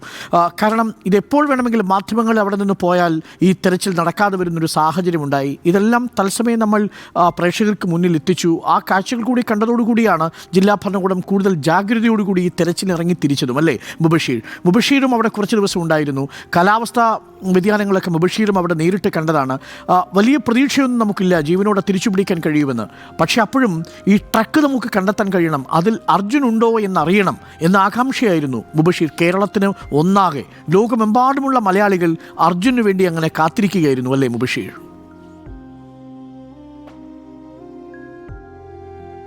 നിശ്ചയമായും അരുൺകുമാർ, ആ ഒരു ചോദ്യത്തിന് ഇപ്പോൾ ഉത്തരവായെങ്കിലും വലിയ സങ്കടം തന്നെയാണ് തളം കെട്ടി നിൽക്കുന്നത്. ഏകദേശം ഒരാഴ്ച കാലത്തോളം ഞാനും ശിരൂർ രക്ഷാദൗത്യത്തിന്റെ ഭാഗമായി മാധ്യമപ്രവർത്തനത്തിന്റെ ഭാഗമായി അവിടെ ഉണ്ടായിരുന്നു. പ്രതികൂലമായ കാലാവസ്ഥ അത് എത്രത്തോളം വെല്ലുവിളിയായിരുന്നു തെരച്ചിൽ എന്നുള്ളത് ആ ഒരു സമയത്തൊക്കെ തന്നെ നേരിട്ട് ഞാൻ കണ്ടതാണ്. പല ഘട്ടങ്ങളിലായി അപ്രതീക്ഷിതമായി എത്തുന്ന മഴ, കുത്തിയൊലിച്ചു വരുന്ന ഗംഗാവലി പുഴയിലേക്ക് ഇറങ്ങി തിരച്ചിൽ നടത്തുന്നതിനിടയിൽ ഈശ്വർ മാൽപ്പയൊക്കെ തന്നെ ഒലിച്ചുപോയ കാഴ്ച അത്രത്തോളം ഭയാനകമായിരുന്നു എന്നുള്ളതാണ്. സ്വാഭാവികമായും വലിയ പ്രതീക്ഷ ആ ഒരു ഘട്ടങ്ങളിലൊക്കെ തന്നെ ഉണ്ടായിരുന്നു. അർജുനെ കണ്ടെത്താൻ സാധിക്കും, അർജുനോടൊപ്പം ഉണ്ടായിരുന്ന മറ്റു മനുഷ്യരെയൊക്കെ തന്നെ കണ്ടെത്താൻ സാധിക്കുമെന്ന പ്രതീക്ഷയുണ്ടായിരുന്നു. അപ്പോഴും അവിടെ സംവിധാനങ്ങളുണ്ടായിരുന്ന ചില വീഴ്ചകളും പാളിച്ചകളൊക്കെ തന്നെയായിരുന്നു നമ്മൾ ഉയർത്തിക്കാട്ടിയിരുന്നത്. പല ഘട്ടങ്ങളിലും നേരത്തെ അരുൺകുമാർ സൂചിപ്പിച്ചതുപോലെ തന്നെ നമ്മൾ ഉൾപ്പെടുന്ന മാധ്യമ സംഘങ്ങളെ കൃത്യമായ ഒരു തിരച്ചിൽ ഉൾപ്പെടെ ചിത്രീകരിക്കാൻ അവർ അനുവദിച്ചിരുന്നില്ല എന്നുള്ളതാണ്. എന്തുകൊണ്ടായിരുന്നു ആ ഒരു സമയത്ത് അത്തരമൊരു നിയന്ത്രണം അവിടെ ഏർപ്പെടുത്തിയെന്ന ചോദ്യത്തിനൊന്നും തന്നെ പോലീസിന് കൃത്യമായ മറുപടി ഉണ്ടായിരുന്നില്ല. എന്നാൽ തുടർച്ചയായ ഒരു മേഖലയിൽ മാധ്യമപ്രവർത്തനം നടത്തി അത് ചർച്ചയായതുകൊണ്ട് തന്നെയാണ് 72ാമത്തെ ദിവസം ഇത്തരമൊരു ഉത്തരം ഏറെ സങ്കടത്തോടെ നമുക്ക് ലഭിക്കുന്നത് എന്നുള്ളത് പ്രത്യേകം ഈ ഒരു ഘട്ടത്തിൽ പറയേണ്ടി വരും. അതോടൊപ്പം തന്നെ അരുൺകുമാർ, നമ്മൾ ഇനി ചർച്ച ചെയ്യേണ്ടത് ആ ഒരു മേഖലയിൽ നിലനിൽക്കുന്ന അശാസ്ത്രീയ നിർമ്മാണങ്ങൾ തന്നെയാണ്. കാരണം പശ്ചിമഘട്ട മലനിരയോട് ചേർന്ന ഭാഗം സുരക്ഷാ ഭീഷണി ഉണ്ടെന്നൊരു ഓൾറെഡി തന്നെ ഇത്തരത്തിൽ പരിസ്ഥിതി ലോല മേഖലയാണെന്നും സുരക്ഷാ ഭീഷണി ഉണ്ടാകുമെന്ന റിപ്പോർട്ട് ഉൾപ്പെടെ നൽകിയ ഒരു മേഖലയിലൂടെയാണ് അത്തരമൊരു റോഡ് നിർമ്മിച്ചത്. അത് അത്രത്തോളം അശാസ്ത്രീയമായിരുന്നു എന്നുള്ളത് ഒരു ദുരന്തം നമുക്ക് മുൻപ് ഒരു ഉദാഹരണമായിട്ടുണ്ട്. ആ ഒരു മേഖലയിൽ ഇപ്പോഴും ആളുകൾ താമസിക്കുന്നുണ്ട്. ഒരു പക്ഷേ ഇനിയൊക്കെ തന്നെ ഈ രീതിയിലുള്ള ശക്തമായ മഴ പെയ്യുകയാണെങ്കിൽ ഇനിയും ശക്തമായ മണ്ണിടിച്ചിലിന് സാധ്യതയുള്ള ഒരു മേഖലയാണ്. അതുകൊണ്ട് തന്നെ അവിടെയുള്ള മനുഷ്യരെയൊക്കെ തന്നെ നിർമ്മിച്ച കമ്പനിയെ ഇതുമായി ബന്ധപ്പെട്ട് പ്രോസിക്യൂട്ട് ചെയ്യാൻ കഴിയാതിരിക്കുന്ന ഒരു സാഹചര്യം ഉണ്ടാവുന്നു. ആ കമ്പനിയുടെ ഭാഗത്തു നിന്നും നഷ്ടപരിഹാരം വാങ്ങിച്ചെടുക്കാൻ കഴിയാത്ത സാഹചര്യം ഉണ്ടാവുന്നു. അതൊക്കെ ഇനി വരും ദിവസങ്ങളിലും നമ്മൾ ചർച്ച ചെയ്യപ്പെടേണ്ട വിഷയങ്ങളാണ്. നമ്മൾ എടുത്തു പറയേണ്ട മറ്റൊരു പേര് മുങ്ങൽ വിദഗ്ധൻ ഈശ്വർ മാൽപ്പയുടെ പേരാണ്. ഈശ്വർ മാൽപ്പയുടെ വരവ് 2ാം ഘട്ട ദൗത്യത്തിൻ്റെ പ്രതീക്ഷ വർദ്ധിപ്പിച്ചു. പലതവണ ആഴങ്ങളിലേക്ക് ഈശ്വർ മാൽപ്പ മുങ്ങിയിട്ടു. നേവി പോലും മടിച്ചു നിന്നിടത്ത് ഈശ്വർ മാൽപ്പയെ കനത്ത കുത്തൊഴുക്കിൽ 6ഉം 7ഉം നോട്ട്സ് വേഗതയിൽ ഗംഗാവലിപ്പുഴ ഒഴുകുമ്പോൾ അടിത്തട്ടിലേക്ക് ഈശ്വർ മാൽപ്പെ മുങ്ങിപ്പോയി. പക്ഷേ അപ്പോഴും നിരാശയായിരുന്നു ഫലം. പക്ഷേ അതപ്പോഴും ഈശ്വർ മാൽപ്പയിലെ പോരാളിയെ നമുക്ക് കാട്ടിത്തന്നു.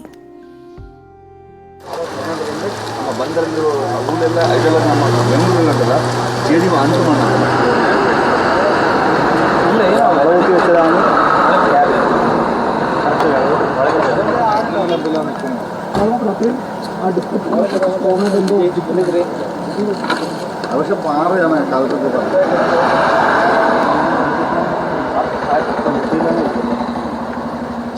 പോയിന്റ് കേന്ദ്രീകരിച്ച് നടക്കുന്ന പരിശോധനയുടെ ദൃശ്യങ്ങൾ കൂടിയാണ് പ്രേക്ഷകരിലേക്ക് എത്തുന്നത്. അതായത് 4 സ്പോട്ടുകളാണ് ഐബോർഡ് പരിശോധനയിൽ. ഒടുവിൽ ഈശ്വർ മാൽപ്പയുടെ വരവ് പ്രതീക്ഷകൾ ആവോളം ഉയർത്തി. ഈശ്വർ മാൽപ്പയ്ക്ക് ലോറിയുടേതെന്ന് കരുതുന്ന 2 ഭാഗങ്ങൾ പുറത്തെത്തിക്കാൻ സാധിക്കുകയും ചെയ്തു. അതോടുകൂടി അർജുൻ്റെ ലോറി പുഴയിൽ തന്നെയുണ്ടെന്ന് നമ്മൾ ഉറപ്പിച്ചു. പക്ഷേ ഈശ്വർ മാൽപ്പയെ ജില്ലാ ഭരണകൂടം വേണ്ടത്ര രീതിയിൽ ഗൗനിച്ചില്ല. ജില്ലാ ഭരണകൂടം പിന്നീട് ഈശ്വർ മാൽപ്പയോട് യൂട്യൂബിൽ കൂടുതൽ ആളെ കയറ്റുന്നതിന് വേണ്ടിയുള്ള തിരച്ചിലാണോ താൻ നടത്തുന്നത് എന്ന ചോദ്യങ്ങളടക്കം ചോദിച്ച് മടക്കി അയച്ചു. കേരളത്തോട് മാപ്പ് പറഞ്ഞ് ഈശ്വർ മാൽപ്പെ പോകുമ്പോഴേക്കും രക്ഷാപ്രവർത്തനം അതിൻ്റെ അടുത്ത ഘട്ടത്തിലേക്ക് എത്തിയിരുന്നു. 3ാം ഘട്ടം. ഭരണകൂടത്തിൻ്റെ അനുമതിയില്ലാതെ ഈശ്വർ മാൽപ്പെ നടത്തിയ തെരച്ചിലിൽ ട്രക്ക് പുഴയ്ക്കിടയിലുണ്ടെന്ന് തന്നെ കണ്ടെത്തി. ഷിരൂരിൽ എന്താണ് സംഭവിച്ചത് എന്നത് നമ്മൾ വളരെ വൈകിയാണ് മനസ്സിലാക്കിയത്. പക്ഷേ അപ്പോഴേക്കും സമയം നമുക്ക് നഷ്ടപ്പെട്ടിരുന്നു.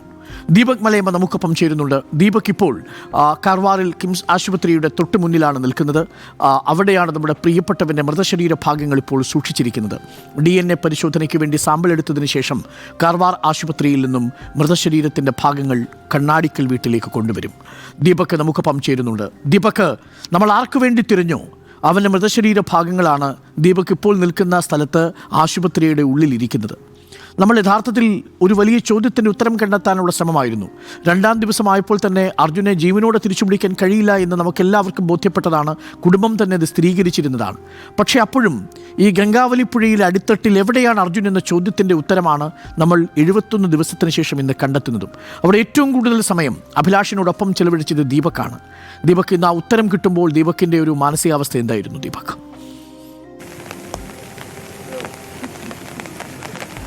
അരുൺ, ഇന്ന് 11 മണിയോടുകൂടി തന്നെ ഇത്തരത്തിൽ ശുഭസൂചകമായ ഒരു വിവരം വരും എന്നുള്ള ഒരു കാര്യങ്ങൾ നമ്മൾ അറിഞ്ഞിട്ടുണ്ടായിരുന്നു. പക്ഷേ ആ കാര്യത്തിൽ സ്ഥിരീകരണം വരുത്താൻ കഴിഞ്ഞിരുന്നില്ല എന്നുള്ളതാണ്. 3 മണിക്ക് പിന്നീട് ഈ ഒരു വാഹനം ഉയർത്തുന്ന ഘട്ടത്തിലും ഞാൻ ലൈവിലുണ്ട്. ആ സമയത്ത് ഈ വാഹനത്തിൻ്റെ ഫ്രണ്ട് ക്യാബിൻ്റെ ആ പാർട്ട്, അത് ഒരു വൈറ്റ് പോർഷൻ ആ വെള്ളത്തിൻ്റെ ഉപരിതലത്തിലേക്ക് പൊങ്ങി വരുന്ന ഘട്ടത്തിൽ തന്നെ എങ്ങനെയാണ് അത് വിവരിക്കേണ്ടത് എന്നുള്ളത് സംബന്ധിച്ച് വല്ലാത്ത ഒരു ബുദ്ധിമുട്ടിലേക്ക് പോകുന്ന അവസ്ഥയുണ്ടായി എന്നുള്ളതാണ്.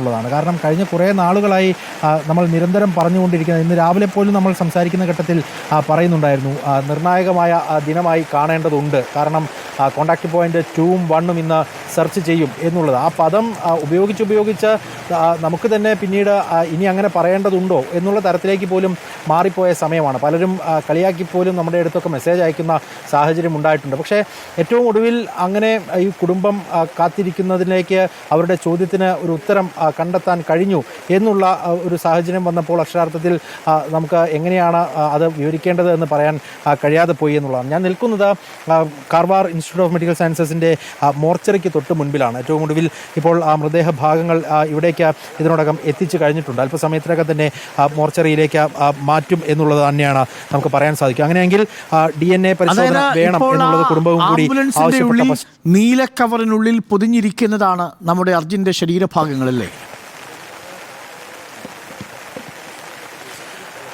അതെ, ആ കാര്യത്തിൽ DNA പരിശോധനാ ഫലവും കൂടി അന്തിമമായി വരേണ്ടതുണ്ട്. എങ്കിൽ പോലും ആ വാഹനത്തിൻ്റെ ക്യാബിനകത്ത് നിന്ന് ഇന്ന് നമ്മൾ കണ്ടെടുത്തിട്ടുള്ള ആ ശരീരഭാഗങ്ങൾ ഇവിടേക്ക് എത്തിച്ചു കഴിഞ്ഞിട്ടുണ്ട്. പേപ്പർ വർക്ക്സ് നടത്തുന്നതിന് വേണ്ടി പോലീസ് ഉദ്യോഗസ്ഥർ ആശുപത്രിയുടെ പ്രധാന മേഖലയിലേക്ക് കടന്നിട്ടുണ്ട്. അല്പസമയത്തിനകം തന്നെ ഇവിടെ നിന്നും മോർച്ചറിയിലേക്ക് മൃതദേഹം മാറ്റും. നേരത്തെ തന്നെ DNA സാമ്പിളുകൾ ഈ ലോകേഷിൻ്റെയും ഒപ്പം തന്നെ ജഗന്നാഥിൻ്റെയും അർജുൻ്റെയും ഒക്കെ ബന്ധുക്കളുടെ DNA സാമ്പിളുകൾ ശേഖരിച്ചിട്ടുണ്ടായിരുന്നു. അതുമായി മാച്ച് ചെയ്യുന്നതിൻ്റെ നടപടിക്രമം മാത്രമാണ് ഉള്ളത്. അത് 2 ദിവസം കൊണ്ട് മാക്സിമം പോയാൽ 2 ദിവസം എന്നുള്ള നിലയിൽ സാധ്യമാകുമെന്നുള്ളതാണ് ഇപ്പോൾ അറിയുന്നത്. അങ്ങനെയെങ്കിൽ 2 ദിവസം എന്ന നിലയിലേക്ക് പോകാതെ തന്നെ നാളെയോടുകൂടി തന്നെ അതിലൊരു അന്തിമ ധാരണയിലേക്ക് എത്തുകയും അർജുൻ്റെതെങ്കിൽ ആ മൃതദേഹം കണ്ണാടിക്കലിലെ വീട്ടിലേക്ക് എത്തിച്ച് ബന്ധുക്കൾക്ക് വളരെ വൈകാരികമായ ഒരു കാഴ്ചയാണ്. അർജുനെ പോലെയുള്ള ഒരു ചെറുപ്പക്കാരൻ്റെ, നമ്മൾ കഴിഞ്ഞ 71 ദിവസമായി തിരിഞ്ഞുകൊണ്ടിരുന്ന അർജുനെ ഒടുവിൽ നമുക്ക് കിട്ടുമ്പോൾ നമുക്ക് പൊതിഞ്ഞെടുക്കാവുന്ന ഒരു പ്ലാസ്റ്റിക് ഷീറ്റിനുള്ളിലാണ് അദ്ദേഹത്തിൻ്റെ മൃതദേഹത്തിൻ്റെ ഭാഗങ്ങളുള്ളത്. അത് ഇപ്പോൾ മോർച്ചറിയിലേക്ക് മാറ്റാൻ പോകുന്നു. ആ ഭാഗങ്ങൾ കണ്ടാലൊന്നും നമുക്കത് അർജുനെയാണെന്ന് തിരിച്ചറിയാൻ പോലും കഴിയാത്ത വിധം നമുക്ക് നഷ്ടപ്പെട്ടിരുന്നു എന്നതാണ്. 71 ദിവസം ഒരു പുഴയുടെ ആഴത്തിൽ ഒരു മനുഷ്യനെ നമുക്ക് നഷ്ടപ്പെട്ടു പോവുക. ഒടുവിൽ തിരിച്ചെടുക്കുമ്പോൾ അദ്ദേഹത്തിൻ്റെതാണോ എന്ന് ഉറപ്പില്ലാത്ത ശരീരഭാഗങ്ങളാണ്. പ്രേക്ഷകർക്ക് കാണാം, ഈ ആംബുലൻസിനുള്ളിൽ ഒരു കെട്ടിൽ പൊതിഞ്ഞാണ് അർജുൻ്റെ ശരീരഭാഗം. ഈ അർജുനു വേണ്ടിയാണ് 71 ദിവസമായി നമ്മൾ തിരച്ചിൽ ആരംഭിച്ചത്. ഒരു പ്ലാസ്റ്റിക്കിൽ പൊതിഞ്ഞ് അർജുൻ്റെ മൃതശരീരം മോർച്ചറിക്ക് പുറത്ത് നിൽക്കുകയാണ്. എപ്പോൾ വേണമെങ്കിലും മോർച്ചറിക്കുള്ളിലേക്ക് മാറ്റാം. DNA പരിശോധനയ്ക്ക് വേണ്ടി സാമ്പിൾ എടുത്ത് കൊടുത്തതിന് ശേഷം ഈ ഭാഗം കോഴിക്കോട് കണ്ണാടിക്കലെ വീട്ടിലേക്ക് എത്തുകയും ചെയ്യും. ആ കാഴ്ചയാണ് പ്രേക്ഷകർ ഇപ്പോൾ കാണുന്നത്. ഈ ചോദ്യങ്ങളുടെ എല്ലാം ഉത്തരം ഒരു നീല ഷീറ്റിൽ പൊതിഞ്ഞ പ്ലാസ്റ്റിക് ഷീറ്റിനുള്ളിൽ ഒരു ചെറിയ ഒരു പൊതിയായി ഇപ്പോൾ ഈ ആംബുലൻസിൻ്റെ ഉള്ളിലുണ്ട് എന്നതാണ്. ദീപക്, നമ്മൾ ഈ ഷിരൂർ വാർത്തയോട് വിട പറഞ്ഞു പോകുമ്പോൾ മറക്കാൻ പാടില്ലാത്ത പേരാണ് ഈശ്വർ മാൽപ്പയുടേത്. ഈ ലോറി ഈ പുഴയിൽ തന്നെയുണ്ട് എന്നുറപ്പിച്ചത് ഈശ്വർ മാൽപ്പയാണ്. പക്ഷേ ഈശ്വർ മാൽപ്പയോടും ഭരണകൂടം നീതി കാട്ടിയില്ല എന്നാണ് ഈശ്വർ മാൽപ്പെ തന്നെ നമ്മളോട് പറഞ്ഞത്. തൊഴുകൈയോടുകൂടി മാപ്പപേക്ഷിച്ച് ഈശ്വർ മാൽപ്പെ പോകുമ്പോൾ ചിലരെങ്കിലും കരുതി ഈശ്വർ മാൽപ്പെ വരുമാനമുണ്ടാക്കാനും റേറ്റിംഗ് ഉണ്ടാക്കാനും വന്നയാളാണെന്ന്. പക്ഷേ ഒടുവിൽ നമ്മൾ അന്വേഷിച്ചപ്പോഴാണ് അറിഞ്ഞത് അത്രമേൽ ദാരിദ്ര്യത്തിലും അത്രമേൽ ബുദ്ധിമുട്ടിലുമാണ് ഈശ്വർ മാൽപ്പെ ജീവിക്കുന്നതെന്ന്. ഈശ്വർ മാൽപ്പയുടെ ചുറ്റുപാടുകൾ ആ രീതിയിൽ റേറ്റിംഗ് ഉണ്ടാക്കി വരുമാനം ഉണ്ടാക്കാൻ പറ്റുന്ന ഒരാളുടേതായിരുന്നില്ല എന്നത് വാസ്തവമായിരുന്നില്ലേ ദീപക്?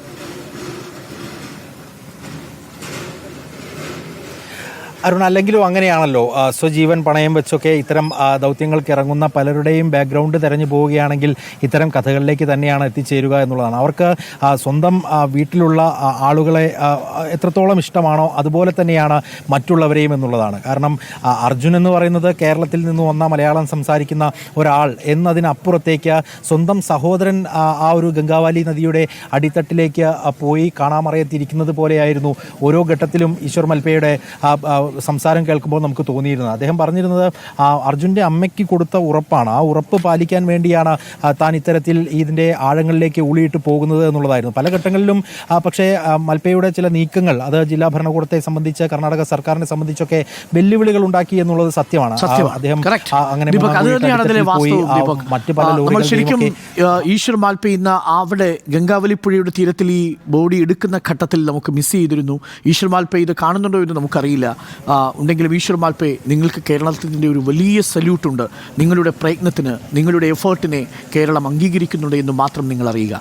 എ കെ അഭിലാഷ് നമുക്കിപ്പം ഒരിക്കൽ കൂടി ചേരുന്നുണ്ട്. എ കെ അഭിലാഷ് ഇപ്പോൾ ഷിരൂരിൽ ഈ സ്ഥലത്തുണ്ട്. എ കെ അഭിലാഷ്, ഇപ്പോൾ കരയിൽ നിന്ന് നോക്കുമ്പോൾ ഗംഗാവലിപ്പുഴ ശാന്തമായി ഒഴുകുന്നു. എല്ലാ ചോദ്യങ്ങൾക്കും ഉത്തരം നൽകി. ഇനി ലോകേഷിൻ്റെയും ജഗന്നാഥിൻ്റെയും കാര്യത്തിൽ മാത്രമാണ് പുഴ ഉത്തരം നൽകാതെ ആ ചോദ്യം ഒളിച്ചു പിടിച്ചിരിക്കുന്നത്. പുഴ ഒഴുകുന്നു, രാത്രിയാണ് അന്തരീക്ഷം, കനത്ത മഴയുണ്ടെന്ന് തോന്നുന്നു. കാർവാറിൽ നല്ല മഴ രേഖപ്പെടുത്തിയിട്ടുണ്ട്. കാലാവസ്ഥ വീണ്ടും പഴയ രീതിയിലേക്ക് മടങ്ങിയിരിക്കുന്നു അല്ലേ?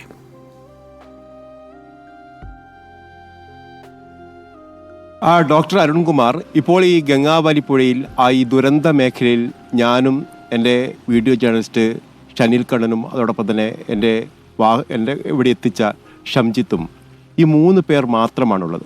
എൻ്റെ പിന്നിൽ ദൃശ്യങ്ങളിൽ നിന്ന് കാണാൻ കഴിയുമെന്ന് തോന്നുന്നു അർജുൻ ഓടിച്ച ആ ട്രക്കുമുണ്ട്.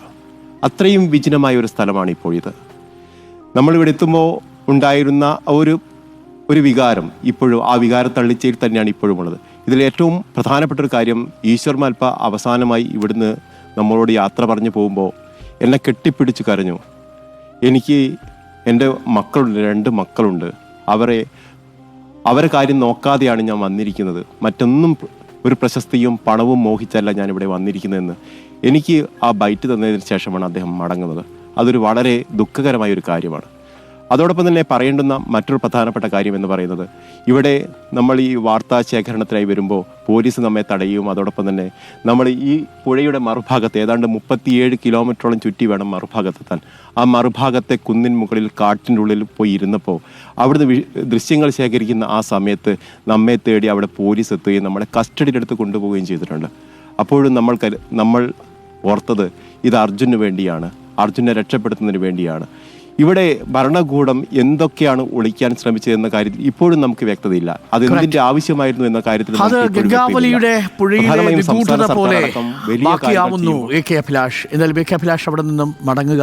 70 ദിവസമായി എ കെ അഭിലാഷ് അവിടെ തുടരുകയാണ്. ആ യാത്രയും എ കെ അഭിലാഷ് അവസാനിപ്പിക്കുന്നു. എന്തായിരുന്നു ഷിരൂരിൽ സംഭവിച്ചത്? റിപ്പോർട്ടറിൻ്റെ ഓഗ്മെന്റഡ് റിയാലിറ്റിയുടെ സഹായത്തോടെ തയ്യാറാക്കിയ പ്രതീകാത്മക ദൃശ്യ ആവിഷ്കാരത്തിൻ്റെ ഒരു ചെറിയ ഭാഗം ഒന്ന് കണ്ടുവരാം.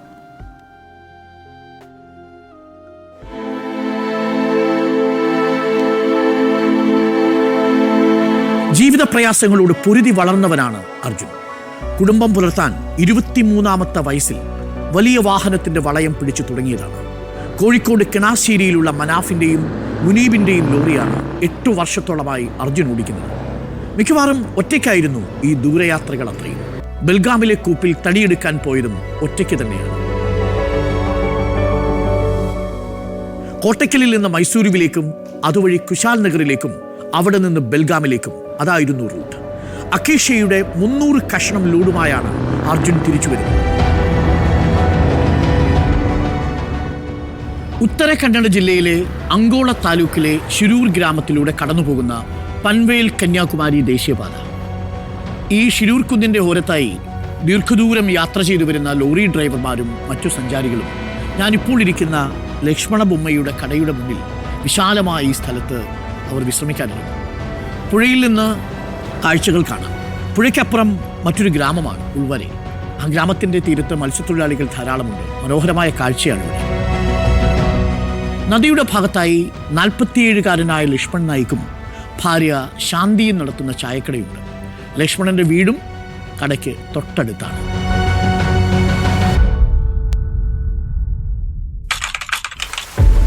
ജൂലൈ 16 ചൊവ്വാഴ്ച 3:50 അർജുൻ ഞാനിപ്പോൾ നിൽക്കുന്ന ഈ സ്ഥലത്ത് ലക്ഷ്മണയ്യയുടെ ചായക്കടയുടെ തൊട്ടു മുന്നിൽ വിശാലമായൊരു പാർക്കിംഗ് സ്പേസിലെത്തുന്നു. അവിടെ കിടന്നുറങ്ങുന്നു. 5:00 സുഹൃത്ത് വന്ന് വിളിക്കുന്നു. അപ്പോഴും സുഖനിദ്രയിലാണ്. ചില്ലുകളെല്ലാം പൊക്കിയിട്ട് ഭാരത് ബെൻസിന്റെ ലോറിയിലാണ് കിടന്നുറക്കം. അർജുനെ അവസാനമായി കണ്ട ലോറി ഡ്രൈവറും ഈശ്വരമംഗലം സ്വദേശിയായ സവാദ് പറയുന്നത് 5:00 അർജുനെ അവിടെ സ്പോട്ട് ചെയ്തു എന്നാണ്. ഇവരൊരുമിച്ചാണ് ബൽഗാവിയിലെ രാംനഗറിൽ നിന്ന് ലോഡെടുത്ത് യാത്ര തുടങ്ങിയത്. മഴ പെയ്യുന്നത് കാരണം അത് പറയാനാണ് സവാദ് ലോറി നിർത്തി അർജുനെ വിളിച്ചത്. അപ്പോൾ സമയം പുലർച്ചെ 5:30.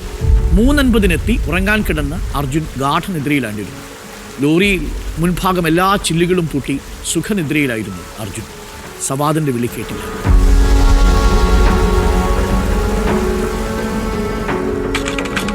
സമയം 8:33. പൊടുന്നനെ ഷിരൂർ കുന്നിടിഞ്ഞു.